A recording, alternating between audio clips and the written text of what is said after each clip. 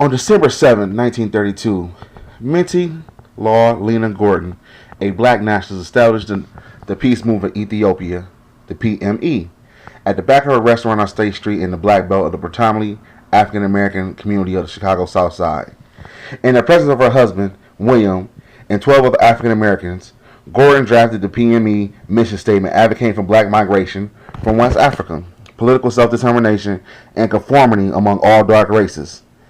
A former member of the Marcus Garvey Universal Negro Association Improvement, Gore became disillusioned after Garvey deportation in 1927, and subsequently organizational split at the convention in 1929 convention in Kingston. Determined to advance black national politics in the frame of after the UNIA decline, Gordan established the PMP in 1932, attracting about 300,000 supporters, particularly among the black working poor in Chicago and across the United States. An astute community activist, Gordan mobilized hundreds of African Americans in Chicago, and in the process garnered national and international attention for her cause. In 1933, as soon as after the PMP was established, she initiated a nationwide immigration campaign and mailed a petition to President Franklin D. Roosevelt with an estimated 400,000 signatures of the black Americans willing to lead the country. The number of PMP members and chapters grew quickly. It soon became a significant site for black men and women during the Great Depression to engage in nationalist politics, advocating universal black liberation, economics, self-sufficiency, racial pride, unity, and political self-determination. Charting her activities from 1942, drawing on some aspects of Garveyism, Garvey's race-based philosophy of black pride, African redemption, economic self-sufficiency, racial separatism, and political self-determination, while also implementing new strategies of her own. Gordan engaged in what I would call grassroots nationalism. In essence, the term grassroots nationalism describes Gordan's efforts to engage in international politics on a local level, challenging global racism, imperialism, and colonialism from her base in Chicago. Though she could not afford to travel overseas during the Great Depression, Gordan articulated and committed to grassroots nationalism through her writings, PME, sponsored through community events, and collaboration with men and women from various parts of the globe. Notwithstanding the largely male-centered narrative that continued to dominate much of the literature on black radicalism in the recent studies, have begun to address the crucial role that women have played in these movements as leaders, organizers, and political theorists. The works of Eula Y. Taylor and Barbara Blair and others have examined how nationalist women challenged and at times accommodated the strict gender hierarchy of the UNIA. Collectively, these works and contributors of the black radical women moved beyond the Garvey-centered studies of UNIA and taking seriously black women political engagement with the communist left. However, by emphasizing black women radicals in the UNIA during the 1920s and the communist left in the 1930s through the 1950s, scholars have overlooked women activists such as Mittie Maude Lena, who neither gained prominence during the height of the Garvey movement nor maintained affiliation with the communist left. And with the expectation of scant references, scholars have yet to seriously examine Gordan's political activism or assessment of the historical significance of our organization, the Peace Movement of Ethiopia, PME. Drawn largely on archival material, historical newspapers, and government records, this article recovers the political history neglected by historical actors and organizations in order to deepen our understanding of black women radical politics in the 20th century. Much scholarship on Garveyism in the United States is centered on the rise and fall of the Garvey organization, the Universal Negro Improvement Association. An examination of Gordan activities during the years of the Great Depression shed lights on the enduring legacy of Garveyism beyond the years of the 1920s, and more specifically, capture what some scholars have referred to as inspirational Garveyism, a more fluid discourse that black activists continue to invoke without Garvey direct influences. Additionally, by recovering Gordan's life and political history, this article seeks to broaden the scholarly discourse on black women radicalism during the 1930s and 40s. Many black women, like the notable Pan-Africanist Audrey Queen Mother Moore, turned to the American Communist Party because it offered African Americans a very viable alternative to mainstream race organizations and provided a platform to advocate for racial justice and economic rights. Yet Gordan eschewed Marxism and resisted the party on the basis of its white leadership.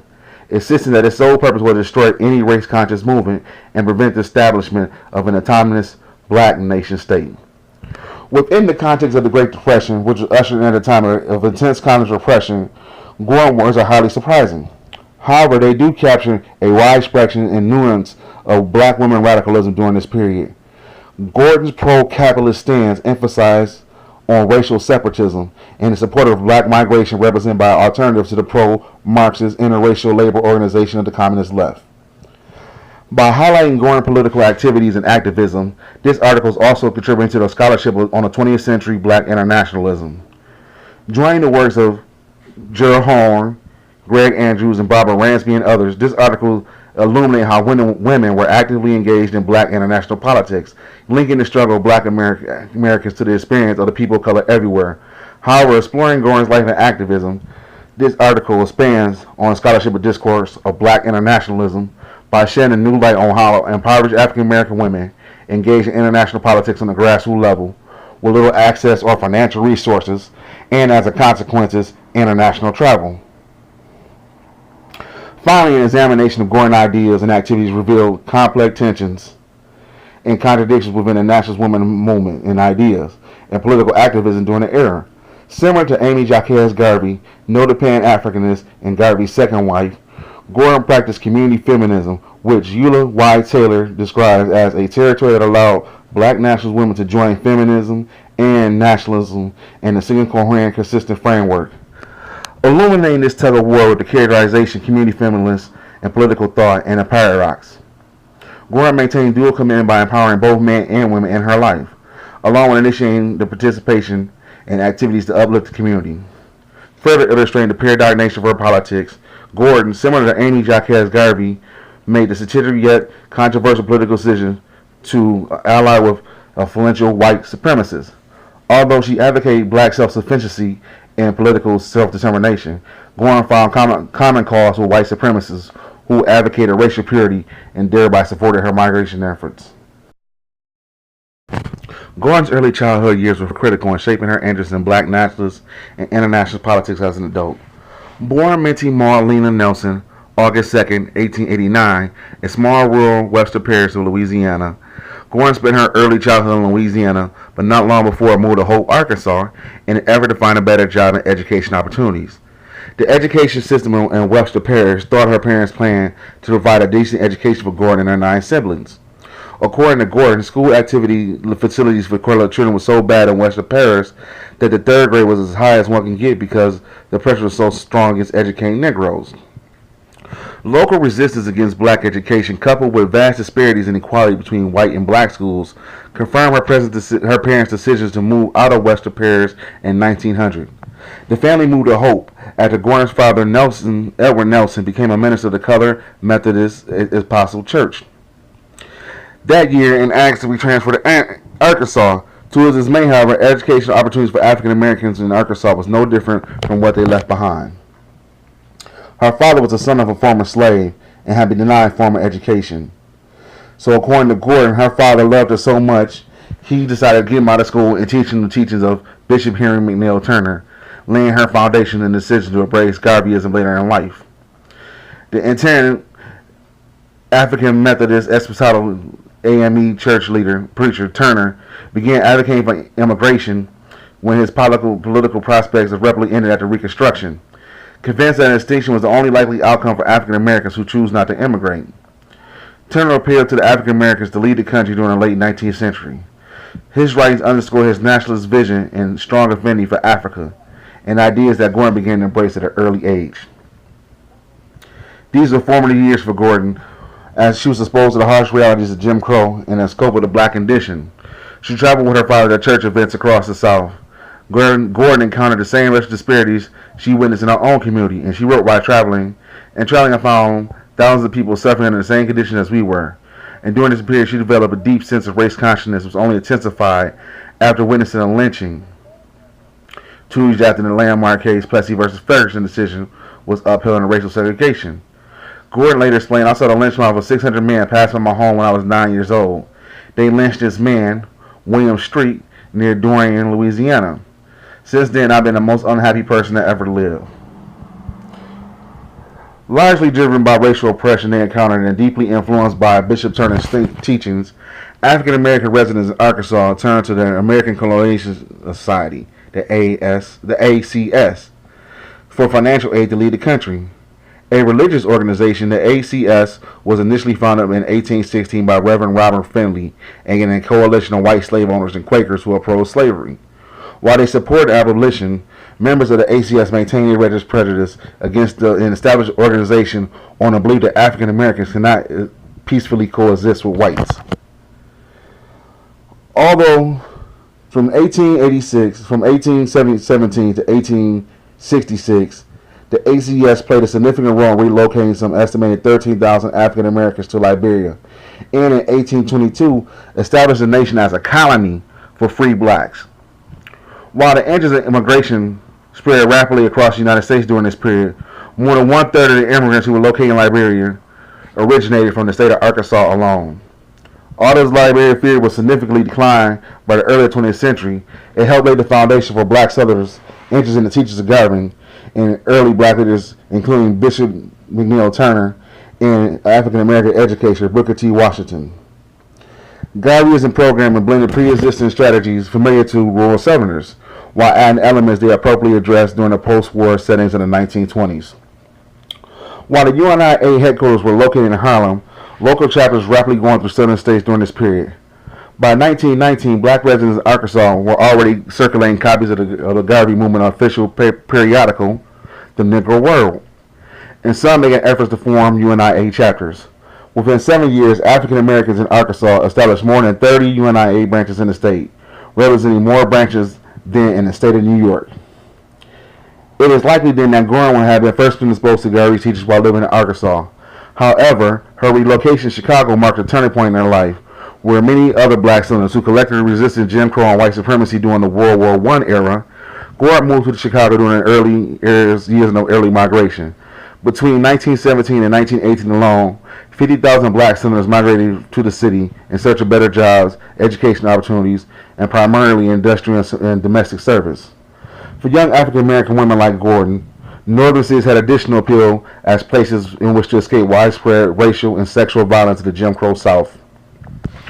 While Gordan and the new immigrants to Chicago initially faced a host of social challenges, including the same ones they encountered in the South, urban migration still offers some glimmer of hope. Abandoning the New South, Gordan and other working-class new Negroes migrants joined a thriving black consumer culture and an intellectual community within the city. Shortly after moving to Chicago, Gordan married William, a fellow Southerner, born in Thomasville, Georgia, in 1873. Gordan worked as a farmhand, and he relocated to Chicago in 1918, and within 2 years became a laborer at the local iron mill. They got married in 1920, and sometime in 1923, Mittie and William began attending UNIA meetings not far from their home. According to Gordan, she joined every movement that claimed to be better the race condition, but she was especially drawn to Garvey's teaching. I had greater hope in the UNIA than any other movement, she explained. Similar to Queen Mother Audrey Moore, a lean Pan-Africanist, Gordan found Garvey's messages of African pride and black self-sufficiency especially appealing. She later explained, Garvey shed light on Africa and taught us nationhood. Embracing Garvey's teachings, Gordan became an active member of the UNIA and quickly moved up the ranks. At 3 years of joining, she was appointed Lady President of the local division, given the responsibility of overseeing the Women's Division, Female Auxiliaries, and the Juvenile Division. Gordan's tenure as Lady President proved as a meaningful opportunity to hone her leadership and organizational skills, and brought her in contact with hundreds, if not thousands, of Garveyites. In addition to the position provided by Gordan for opportunity to work alongside notable Garveyite women, including Amy Jacques Garvey and Madame D. Nina, who later became the Assistant International Organization for the UNIA in 1926. Gordan's leadership in the UNIA was short-lived, however.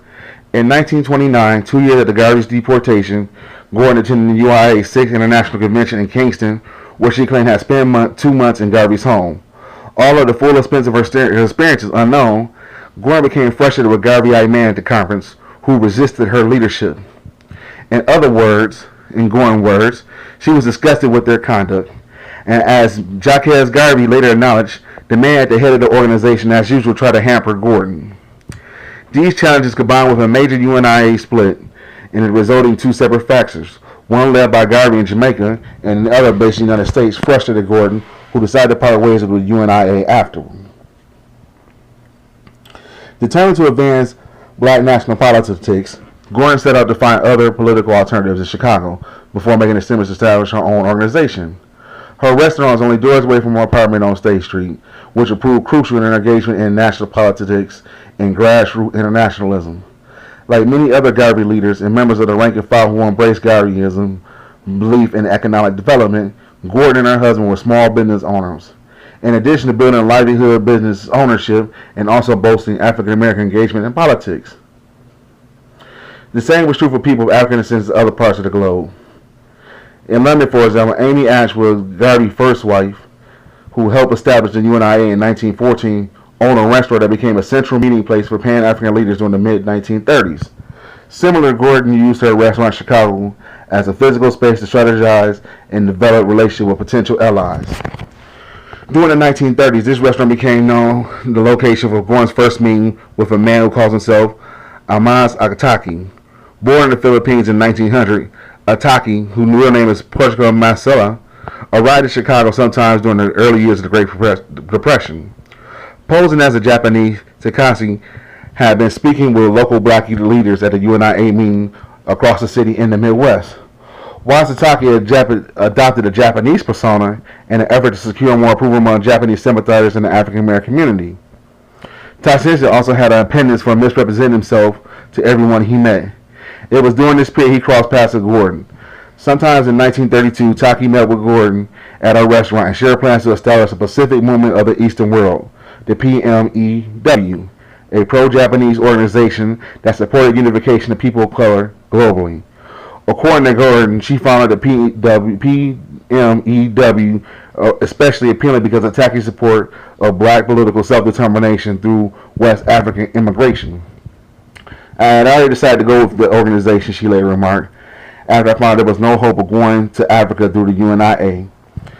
The two activists collaborated in the months that followed, articulating the immigration process petition in Chicago and later in Indiana after their relationship began to unravel, until their relationship began to unravel.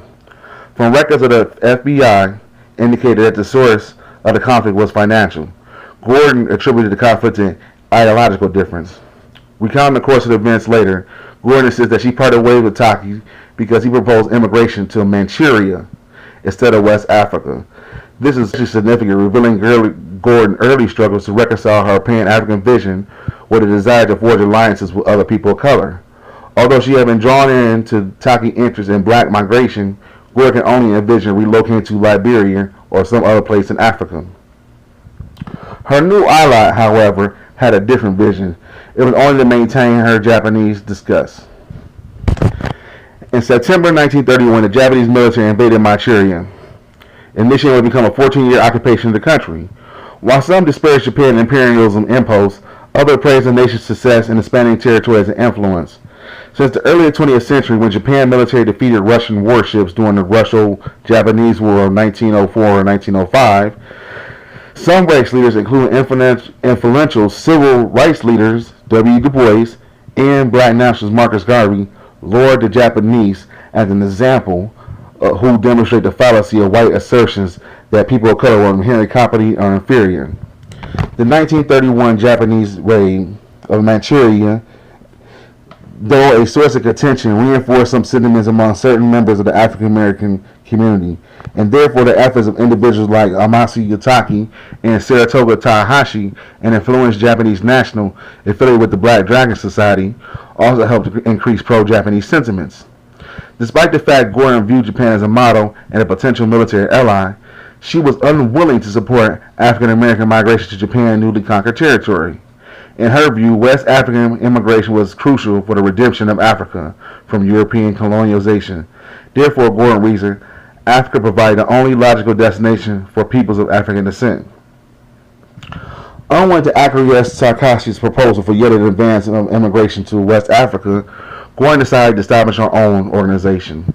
And in December 1932, Gordan had another meeting in a restaurant as she had done only months before, and this time she met with a group of black Chicagoans and laid out a plan what would later become the Peace Movement of Ethiopia, the PME. According to Gordan, the process was to arrange the first meeting was a difficult task. The people had lost confidence in men after the defeat of the UNIA and refused to follow another man. Gordan insists that she only accepted the position after failing to locate a strong man to do the job. Yet she had already secured her position as founder and president by planning, initiating, and facilitating the first meeting. Gordan's apparent apprehension and attempts to underplay her own leadership role was strikingly resembled to community feminism, the struggle that many nationalist women endure as they advocate for an expansion of women leadership roles while enforcing traditional roles and expectations. Despite these apprehensions, Gordan went through with the plan to establish the PME, drawing on inspiration from Garvey's UNIA. The PME motto, One God, One Country, One People, was rephrasing UNIA motto, One God, One Aim, One Destiny. Likewise, the PME official constitution reflected the same tone and language as Garvey's Declaration of the Rights of the Negro People of the World. For example, it underscored Garvey's race-first philosophy and a strong commitment to migration and our aims to return to our motherland and our true name, our language, and our true religion. Therefore, let Africa be free for Africans, and those at home and those abroad. We believe in nations of all races and the right of all national movements. To further reinforce the influence of Garvey ideas, Gordan included a short but significant clause in the PME Constitution. We freely coincide with the nationalist principles laid down by the Honorable Marcus Garvey. With these words, Gordan revealed much about how she envisioned the organization. Rather than pledging full allegiance to Garveyism, she chose to freely coincide and indicate and draw some distance from Garvey. Gordan also drew on an ideology besides Garveyism. It's best exemplified in the decision to embrace Islam as an organization's primary religious affiliation. While the UNIA was not directly affiliated with any church or organization, it did appeal to black churchgoers, and Garvey's own Christian faith certainly influenced his belief. As historian Tony Martin observed, Garvey used religion and religious rhetoric to advance his race philosophy and received significant support from members of the African Orthodox Church. In similar fashion, the PME rejected Christianity. However, unlike the UNIA, the PME advocated Islam to the teachings of Mittie Drew or Noble Drew Ali, who established the Moral Science Temple in America in 1928. In addition to religious distinctions, the PME also differed from the UNIA in terms of leadership structure. While Garvey enforced a strict gender hierarchy in the UNIA, Gordan's PME was far less rigid and far consistent considering the organizational makeup. By Gordan's estimation, the organization is a movement made up of mostly men from the age ranges of 16 to 70 years old. Yet women leaders could be found serving in a variety of visible formal leadership roles, from national organizers to members of the executive board. For example, Celia Jane Allen, a Mississippian who joined the PME in Chicago, became one of the organization's leading national organizations. Gordan's exposure to Bishop Henry McNeil's Turner's teaching and involvement in the Garvey movement as an adult continued to form her political years through the 1930s and 1940s. By the 1920s, 1921 to 1924, she tried to copy Garvey and doing a Liberian movement. Gordan, within months of founding the PMP, took a similar mission of the Garvey movement. Even though Garvey's Liberia plan was unsuccessful, Gordan attempted to accomplish what Garvey had failed to accomplish years earlier. Her actions underscore the idea of immigration and continue to inspire black men and women across the diaspora during the Great Depression. Maintaining a Pan-African belief that Libyans viewed African Americans as peers and with favor on the desirement of the establishment himself. In the context of the Great Depression, there was no doubt that Gordan and her supporters turned to Liberia as an escape of their current realities. In one of the most catastrophic periods in U.S. history, the Depression was especially difficult for African Americans, exacerbating already poor socio-economic conditions that existed long before the onset of 1929. Although FDR's New Deal program promised an improvement of economic conditions for all, black Americans instead seen what one scholar termed as a raw deal, facing rampant discrimination and exclusion. Against this backdrop, Gordan was certainly eager to lead the country. In her view, Liberia needed African Americans as much as African Americans needed Liberia. In the aftermath of international scandal during the 1930s surrounded by charges of slavery and political corruption in Liberia, this appeared to be even more pressing. To Gordan and her followers, Liberia was not only a haven for African Americans to escape Jim Crow and white supremacy, It was a nation in disarray and desperately needed black men and women to come to its aid. Gordon views like those of earlier black nationalism was embedded with the paternalistic and imperialistic undertones. However, an attempt to frame the West African migration as a necessity for racial advancement for both African Americans and Liberians also illustrates her effort to link the local struggle with global ones. It took multiple letters to Liberian President Edwin Barclays and members of the administration before Gordon received a response. In April 1936, she received a cordial letter from T. Elmwood Davis, President Barclay's aide. The news of Barclay's offer quickly spread, and not long after, the Chicago Tribune printed an article from the Liberian newspaper that reinforced Barclay's commitment to immigration. However, the newspaper article, along with Davis' letter, revealed limitations that Gordon conveniently overlooked. Davis' letter explicitly welcomed a certain class of black immigrant, skilled labor. The article further elaborated on this issue, indicating that the Barclays preferred skilled artisans, trained agriculturalists, and businessmen with capital, young physicians wanting to go in the interior and develop with the Aborigines. Using the Barclay letter as leverage, Gordon began to move forward with immigration plans and engaged in grassroots internationalism by seeking out transnational allies from her base in Chicago. In June 1936, Gordon with Gabriel L. Dennis, Liberian Secretary of Treasury, with fuller details of his meeting remains a mystery. Gordon noted that Dennis offered full support, but cautioned against forming any alliances with the UNIA, which had been banned from Liberia. With Dennis' assurance the Liberian government supported her endeavors, Gordon organized a series of PME-sponsored fundraising drives that year and turned to the American Colonization Society, the ACS, for financial assistance. By 1938, she and her supporters managed to raise almost $2,000 to finance a trip to Liberia. Gordon sent two male PME representatives, J. Rockamore and David J. Logan, on her behalf. And despite the plans to travel the country on her own, even though she insisted that her decision was based on an internal organizational challenge, especially efforts to usurp her leadership. By October 1938, Gordon and Rockmore arrived in Liberia to meet with officials to sort out the logistics for relocation. They returned to Chicago, however, with stipulations from President Barclay. In addition to agricultural skills, Barclay now requests that each immigrant at least bring $1,000 to establish himself in Liberia. Much like Davis' letter earlier, Barclay request is unreasonable for Gordon and her supporters, most of whom were unemployed and on government relief during this period. Though Gordon and her supporters had managed to raise $2,000 to send representatives to Liberia, the prospect of raising $1,000 each for a prospective immigrant was unlikely. Yet Gordon remained optimistic and believing that immigration to West Africa would soon be realized. The outbreak of World War II marked a turning point in Gordon's political activism. Like many black activists during the period, they each had a diaspora moment.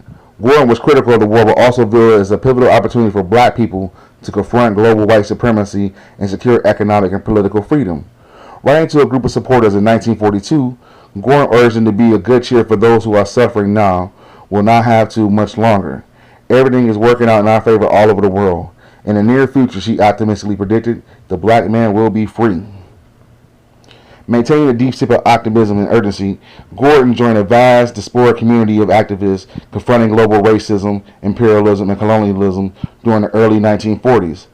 At the same time that Gordon was trying to secure land in Liberia, she was attempting to build a coalition comprising a diverse group of activists from the United States and abroad. Much like Madam C.J. Walker before her, Gordon espoused a commitment to the confraternity of all among the races, believing that the plight of blacks in the United States was linked to all non-whites globally.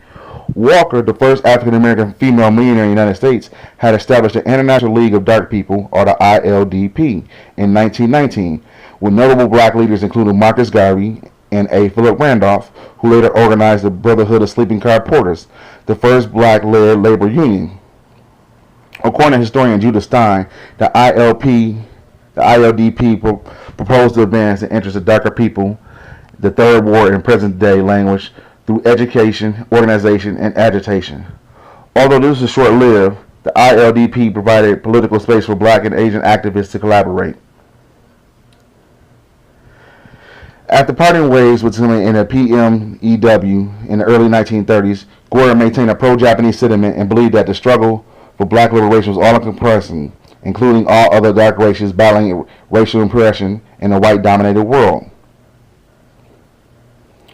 In the subsequent letter to Tom Thomas, the PME organizer in Arkansas, Gordan emphasized the link between the challenges facing African people and the plight of the Indians. While the British has a caste system in British India, while it's not entirely the same as the racial hierarchy in the United States, the demographic in both countries was vastly different. Gordan recognized that the struggle against white supremacy in the United States intertwined with larger struggles against white imperialism worldwide. With growing interest of transnational solidarity with darker races, Gordan engaged in grassroots internationalism by initiating another written letter campaign, this time directed at the Japanese. Mirroring her comments on India, Gordan insisted that the destruction of the white man in Asia is the destruction of the white man in the United States, and therefore she has amplified her efforts to forge an alliance with Asian activists from her base in Chicago. In May 1934, she sent a letter to Ten Nakawachi, then the Japanese General Consul in Chicago, introducing her organization and requesting his support. "We are seeking assistance and cooperation of your people in our darkest hour," she wrote. "We have suffered untold misery in America for 300 years now, and our condition is far worse than ever." Gordan requested a private interview and assured Naraja that she would be willing to meet him on his own terms. Another letter to Sakawa Akari and the Japanese general, Gordan requested a truce between the PME and the dark-skinned people of the Eastern world in the event of a war between Japan and the United States. Gordan comments, although while embracing her interest in forging international alliance, also revealed a contradictory for politics. She viewed the Japanese as important allies against the fight against racial oppression. Gordan, like many black internationalists during this era, overlooked Japan's own military aggression towards people of color. Specifically, Gordan sought alliance with African nationalists, mirroring the actions of Amy Jacques Garvey, who formed an international coalition of Pan-African leaders determined to achieve the colonization of Africa during World War II. In December 1940, after reading about Amini Abyssinia, a nationalist from the eastern Nigeria, in Richmond Times, Gordan invited Oruzu to speak before the audience of PME supporters. For 10 days in March 1941, Oruzu held a series of public speakings with Gordan and her supporters, addressing a range of topics including African nationalism and black migration. Born in 1920, Oruzu became acting president of Nigeria in 1966. At the time of his visit in 1941, he was a student at the Ohio State University with a desire to build alliance with members of the diaspora. More significantly, he was a staunch opponent of African liberation, working alongside other African students studying in the United States, such as Kwame Nkrumah, future Prime Minister of Ghana. Gordan desired to meet UNSUNG, signify her growing interest in Pan-Africanism and the struggle to end colonialism in Africa. 1 year before Kwame Nkrumah, Amy Ashwood, and George Patmore, noted Trinidad journalists and theorists, and other activists gathered at the 5th Pan-African Conference in Manchester, England, to confront European colonization, Gordan lent her support by using letters as a forum to advocate African liberation. Writing to a political ally in 1942, for example, she expressed deep frustration over European imperialism in Africa. "Speaking of Italy and Germany controlling Africa left me bewildered. It is the desire of nationalists in America as well in Africa that our country be free of all whites." Importantly, Gordan meeting with Oruzu, her efforts to form alliances with Liberians and the Japanese, and her sense of solidarity with members of the dark races also illuminated the means by which she engaged grassroots internationalism. In 1934, Gordan made contact with Ernest Stravers Cox, white supremacist from Richmond, Virginia. An author and explorer who traveled extensively throughout Africa, Cox became an avid opponent of the black migration, maintaining his belief that offered the only viable solution was to maintain racial purity. In his first book, White America, published in 1923, championed white supremacy and called on whites to preserve their ethnic purity. Upon his shoulders was the burning civilization and progress. In 1924, Cox's popularity began to expand as his book drew attention from white supremacists and, unbeknownst to him at the time, black nationalists. Therefore, when Gordan launched her pro-immigration writing campaign in 1934, she strategically targeted Cox with the expectation he would offer support. Convinced she would be able to persuade the federal government to release the New Deal funds for immigration to West Africa, Gordan appealed to Cox to lend his support and to her organization to her cause. As Gordan suspected, Cox was eager to accept the invitation. In 1936, he persuaded members of the Virginia General Assembly to pass a resolution recommending that Congress provide federal assistance for black migration. In the years that followed, the two remained political allies, working in tandem with other PME supporters to secure federal legislation to help advance migration.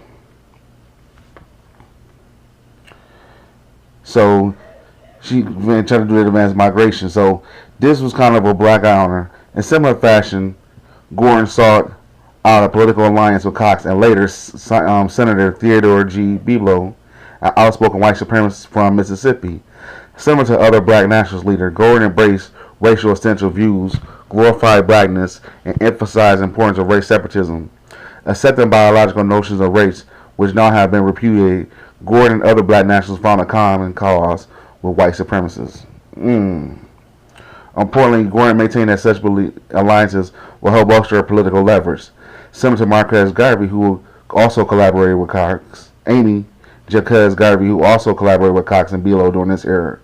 Gordan was not the obvious to the race assumption that fueled Biblo and Cox's interest in black migration. With limited access to formal politics, Gordan envisioned these alliances and bridge between her political goals and their achievable reality. She believed the influence of white supremacy had greater political autonomy and visibility in capital, including the areas of state and federal resources and financial support, and to a large extent, certainly was the case. Gordan's alliance with influential white supremacists, while controversial, played a role in preparing her political career, especially by increasing media coverage of her activities and thus extending her reach of her political message.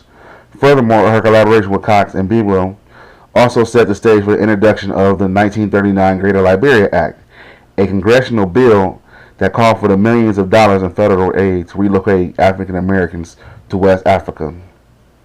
At the same time, during these collaborations had a reversal effect on Gordan's political activism during the Depression era. Reminiscent of Garvey's experiences following the 1922 meeting with the Ku Klux Klan, Gordan endured a flood of public criticism for her actions. Carl Burnett, founder of the Associated Negro Press, described Gordan and the PME members as a cruel, arrogant lot, and to be sure, Gordan's actions were problematic and not surprisingly stirred attention within our organization. So people never really agreed with the move of talking to the white supremacists. By 1942, Gordan established a number of alliances in the United States abroad. However, to collaborate with activists across this globe ultimately backfired. On September 20th, 1942, federal officials showed up at a PME meeting with a warrant for Gordan arrest, along with 11 other African American leaders who had been arrested during this time, including members of the Nation of Islam. Gordan was charged with sedition. According to one FBI informant, Gordan had persuaded her supporters from serving in the U.S. Army and insisted that Japan would come and deliver the colored people out of the hands of the slave owners. Gordan, who later denied these accusations, but her letters told a different story, providing FBI officials with sufficient evidence to bolster their case. Despite an appeal in the months that followed, a court maintained Gordan's guilt and sentenced her to 2 years in prison. While she attempted to resume her efforts in 1945, she was ultimately forced to temper her international activities in the face of dwindling PME membership and the federal scrutiny amidst the World War. Mittie Maude Lena Gordan's story, in its own complexity, is neither triumph or defeat. Like Garvey, she never reached the goal and never set foot in Africa. Yet, her Garvey activities from 1932 to 1942 represent a significant yet overlooked chapter in the history of 20th century black nationalism and internationalism. Following the UNIA decline, Gordan, an impoverished African American woman with limited formal education, took the cause for universal black liberation and established a pro-immigration organization to maintain black international vision that linked national struggles to global one. In doing so, Gordan left an indelible mark on the lives of countless black men and women in the United States across the globe and inspired generations of black activists for years to come. Now, on Maude Lena Gordan, we don't know when she died. There's no pictures of her. This woman really has been overlooked as a history, as what she done in between the same time when Carlos Cook was around. The Honorable Carlos Cook, and another brother that's been overlooked in history. So we're bringing these two back to show what they ran. We'll go more deeper into the the Peace Movement of Ethiopia. We're going more deep into a little organization with stuff they got on it. She got a big Fed file. I will say that. She does have a big FBI file. This is written by a wonderful woman. We're going to get to her name. But as I said before, there's not much on Mrs. Gordan and the stuff she done at an international level for our people. You know, so we got to show much respect to that as a revolutionary female. The confraternity among all dark races. Mittie Maude Lena Gordan and the practice of black internationalism. One love to this ancestor. If she can do it, you can do it too. Hold tight and much love. Peace.